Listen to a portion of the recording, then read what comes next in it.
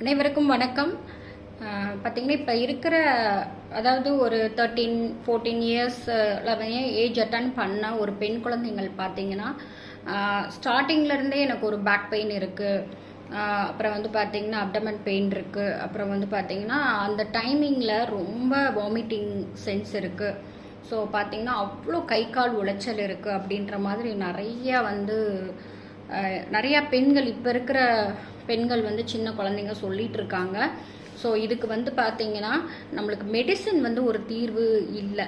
So short பீரியடில் ஒரு 10 சிட்டிங்ஸ்லேயே வந்து நீங்கள் அக்குபஞ்சர் நீட்லிங் எடுக்கும்போது ஸோ பார்த்தீங்கன்னா அந்த பீரியட்ஸ்க்கு முன்னாடி அந்த 25 நாட்கள்லேருந்து நீங்கள் ஒரு 5 நாட்கள் வந்து நீங்கள் அக்குபஞ்சரில் நீங்கள் ட்ரீட்மெண்ட் எடுத்து பாருங்கள்.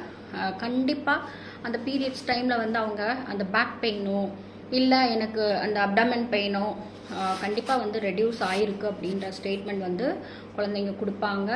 ஸோ அக்குபஞ்சர் வந்து பார்த்தீங்கன்னா இந்த பேக் பெயின், இந்த பீரியட்ஸில் வர்ற பெயின்ஸ் எதுவாக இருந்தாலும் ஷார்ட் பீரியட்லேயே ஒரு 3 மந்த்ஸ்க்கு, அதாவது 25 டேஸ்லேருந்து ஒரு 4 டேஸ் நீட்லிங் எடுத்துக்கலாம்.